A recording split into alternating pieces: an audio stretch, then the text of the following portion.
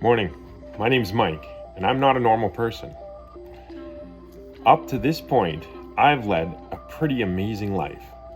And what I want to do is share that with you for a specific reason. You see, I'm a Gen Xer, and my entire life has been survival. Survival of broken home, broken family, broken world. But that doesn't mean that I have to be this cynical, negative, Debbie Downer type of person. I consider myself quite positive. And up until this point, I've led a pretty amazing life, and I continue to do so, or at least I plan to. But I want to share my shop and my life with you because everything in this shop and in my life has a story. The reason why I want to do that is because of my grandpa. My grandpa Reg, he's a very intelligent and an amazing person. And he suffers from something called Lewy body syndrome. And I've watched him over the last little while forget a lot of stuff. And I know that it could be my turn at some point in the future. Now, I'm not a medical professional, and I don't know what the symptoms are, and I really don't even know if it's hereditary. That's not to say that I'm not going to get it. I've already got early memory loss. So, what I want to do is make a little bit of a chronicle of how amazing my life is. And that doesn't mean that your life isn't amazing. It just means that if I forget everything, I want to be able to go back and say, oh yeah, I remember that. Or, how did I do that last time? Because I'm going to be fixing something again. Or I'm going to be up against this same trouble again. So, I hope you enjoy. I hope you join me for one or two or more of my videos or these little snippets of my life, because I'm excited to share that with you and in turn me in the future. So the first question is, how do you even end up with your own shop? And to answer that, I have to rewind all the way back to my really, really young years.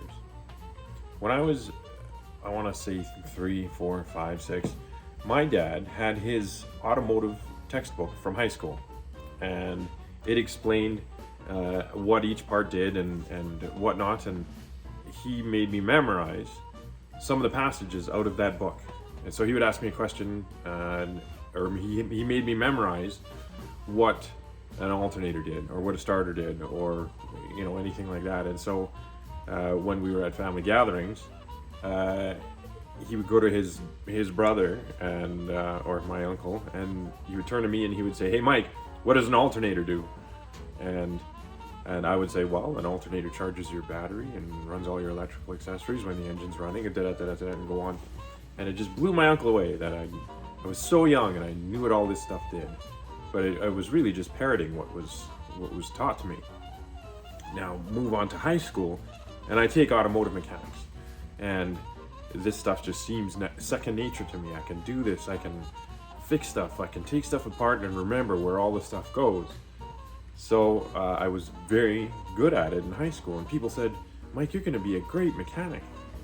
And being the teenager that I was, I knew everything, and nobody could ever tell me what I was going to do. And you can't tell me what I'm going to do, so I'm going to do something else. And I grabbed the catalog from one of our local colleges, NAIT, and I read the 3-sentence blurb about the forestry program at NAIT.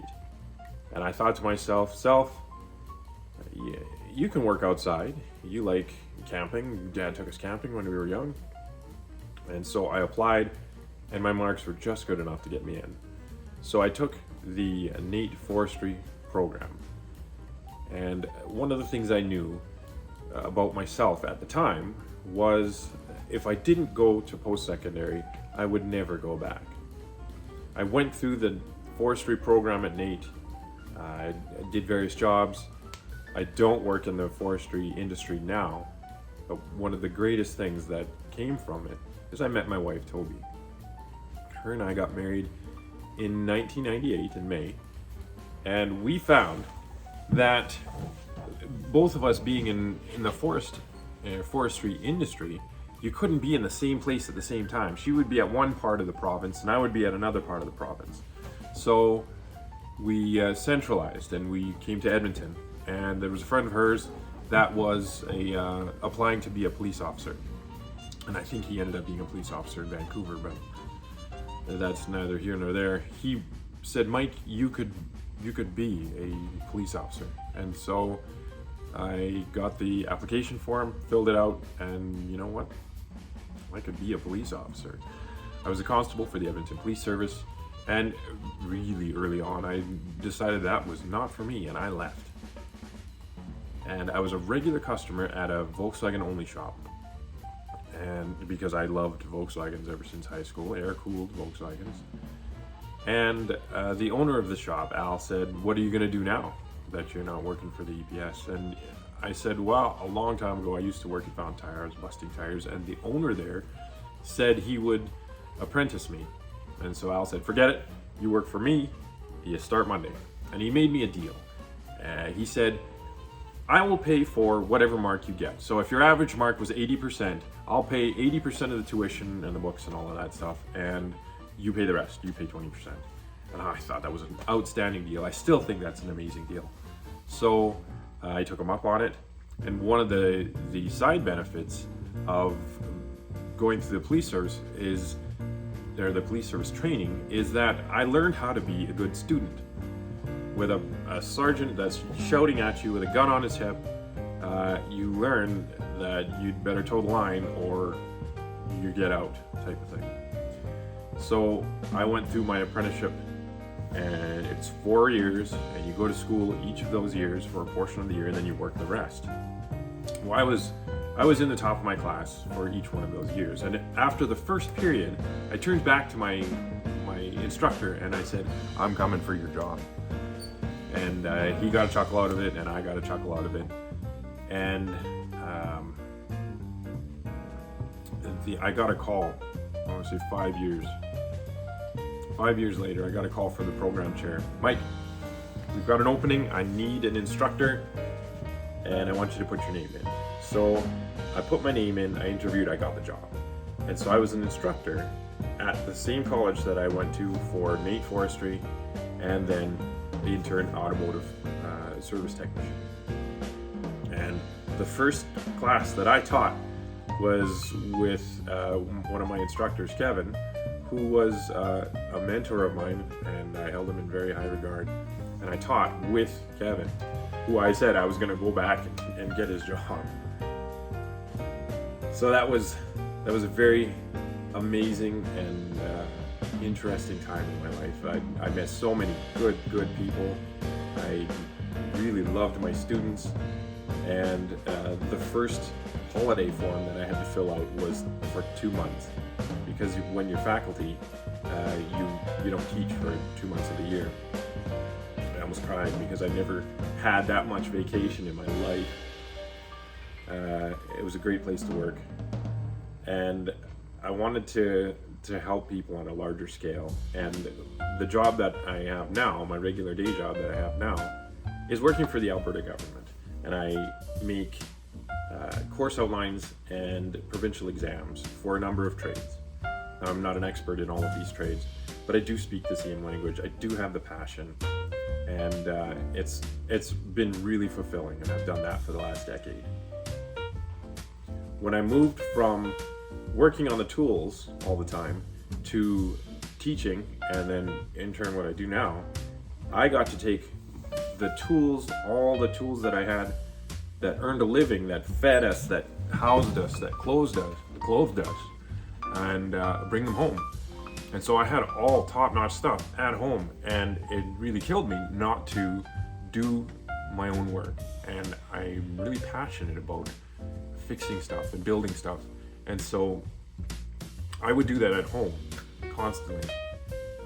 I've had a number of projects over the years, and some project cars, project everything. Some of my works ended up in magazines, and some of it is just it was really trashy, but I really enjoyed it. So I had all my good tools at home, and I just sort of, over the years, I would buy a car, build the car, then sell the car. And that was with money that was in general population. My wife has been outstanding with supporting me in my own passions. So if I found a car that I had to have, it was on my bucket list, she would find the money so that I could buy this car. And then she would, her and I would work together, and we would squirrel away a little bit of money here and there, or some killer deal came up. I would say, oh, I need $300, I gotta go buy this. And she would find it and she would make it happen. So when I bought the car, I'd build the car, I'd sell the car, and a lot of that money went back into general population to pay bills, to get us out of debt, to pay for vacations, and all of that stuff. But I took a portion of that money and I bought a tool that I never would have been able to afford otherwise. So I got this big lump of money, and so I would buy something big. And I would do that over and over and over again until I had enough tools to fill this double garage right to the brim. And every little piece of space was always calculated out. If I got one tool, I would have to sit there and redraw where everything was on the bench, and where everything lived, and how often it was going to get used, take into account a lot of different factors, and then place it in the shop. And then I would use it. And I would use that to build my next vehicle or my next project or whatever. And I never paid full retail because I knew I had an extremely limited budget. And so I would scour Kijiji, Craigslist, Facebook Marketplace now, word of mouth, just to dig out any of the tools or furniture or anything that I needed to make my shop a little more efficient, a little bit better, a little more capable. So it came to a time where Toby and I had grown together, and we had kids together. We adopted a daughter and a son, and one of our dreams was to move out to an acreage. And we thought, okay, when we retire, we were going to move out to an acreage. And then we thought a little bit more, and we said, you know what? When we retire, our bodies are going to be close to giving up on us, and an acreage is a ton of work. We discussed this over and over again. We decided, you know what? We're going to do it now, so that we are able to keep up. Well, first of all, fix and anything that needs to be done, and then keep up with an acreage. And there were two main points that her and I had to have. So I wanted to make sure that my wife has a very well-equipped, well-laid-out kitchen, and she wanted to make sure I had a shop to work in, because she knew me, she knows me, and she knows that I am happiest when I work with my hands, and I build, and I think, and I do my own engineering for a lot of stuff. And we made the jump. And so when you're buying real estate, location is everything. And so we went through a whole bunch of different places, and this place just happened to open up, and it had a shop and it had a house, and the house had a really nice kitchen. And one of the things that really sold me on this was I got to meet the previous owner, and the previous owner to us had done a boatload of work on this property. And him and I toured around the whole place, and I found out that he's a ticketed tradesperson. He loves to work with his hands. Like, we are connected in the same way. So I said, okay, show me what you did, where you went, what you had to do, where you have to jiggle the handle, why this doesn't fit properly, why this does fit properly, and what were your thoughts behind all of this. And we went around together, and he showed me everything, and holy crap, that was the biggest selling feature of this place. It wasn't the real estate agent, it wasn't all the pictures, it was me actually connecting with the previous owner. So we bought this place and there was a shop, and this shop is a tin box. It is a pole shed with tin on the outside and tin on the inside, and it's insulated and heated, the in-floor heat, and it was the farthest stretch that we could do for my wife and I, but we made it work. And when you move into a place that is bigger and costs more, it takes a while for finances to settle in, for you to know how much everything's going to cost and what you're going to have to do to keep it up. Out here, we have to haul water. Out here, we have a septic field. There are pumps. There are nuances to the electricity even coming in. So you have to get to know all of this stuff. So after a few years, we got used to it. Now this is more home than any of our other houses were. And we lived for 12 years in our last house. And that was home until we moved here. So this has just been an explosion of our passions for us, because we have now space to practice as well as learn and think about what we want to do next. So now I have this box, this steel box with nothing in it. Now there was a mezzanine, which is really cool, but I had to take all of the tools that I had calculated out, all of the shelving, all of the everything out of this double garage and put it into the shop. And I did, and it filled it up. I can't believe that I had so much stuff packed into that double garage that it filled the shop. Now there was definitely more space, but I was already in the mode of, if I got a piece of equipment, I had to calculate everything out and make it fit.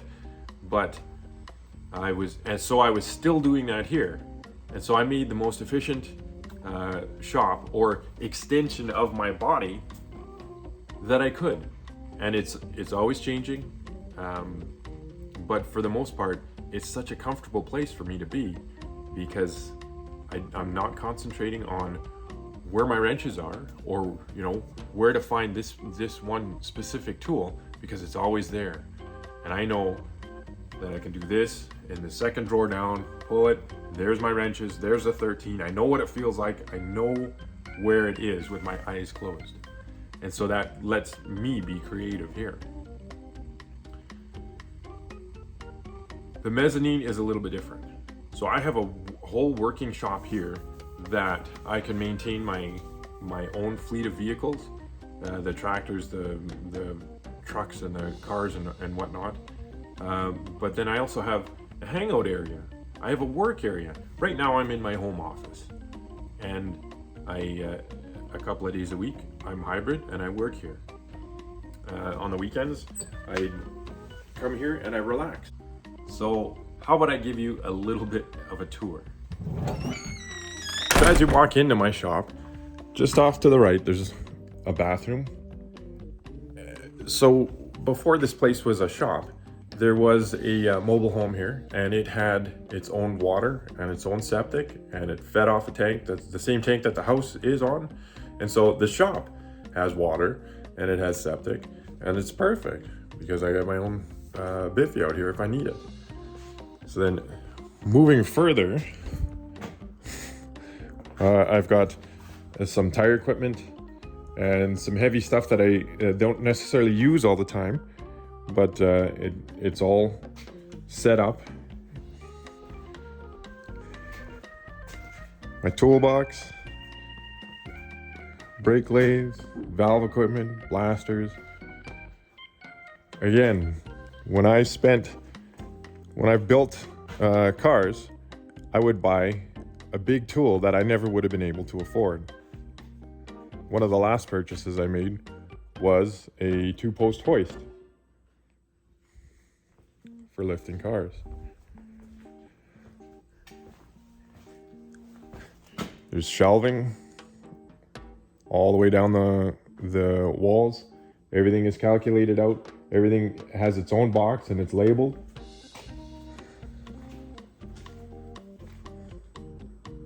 Everything right down to the bolts that are behind me, that some are new, a lot are used. Everything is organized. To some it may not look organized, but this works for me. Now, upstairs is the mezzanine.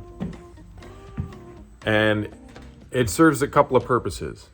So, right behind me is my home office. And I can work from there doing my regular job if needed, because I don't have to be on premises all the time. Or I can do any of my project planning that I want to do for my own stuff. Then I've always wanted a kitchen from the 40s or early 50s. And so I endeavored to make one for myself. And again, if I got a little bit of cash, I would buy something that I wanted. And so I've got a fridge from 1949, still works, use it every day. I got a stove from 1952, and I use that one every day. I make my tea on it. Everything is nice and cold. And past the kitchen, I have just a hangout area. One of the things that I built over COVID was a guitar case. So I was sitting here and I was staring at this wall one evening and I said, Mike, you need a guitar case. And so I made a guitar case. And this was out of some steel I had laying around, a bunch of steel that I had to buy, an old shower door for the glass in the front. The one piece that I had to get made, because I don't have those skills, is the side glass, because it was just a custom size. So that's a quick rundown of my shop. Every poster in here, every piece of everything, there's a background to it. I've got a whole bunch of books here, but don't get excited. There are a lot of technical manuals and skin mags from the 70s. So there's no bleeding edge technology that I've got going on here. So until next time, spread love, my friends. Talk to you soon.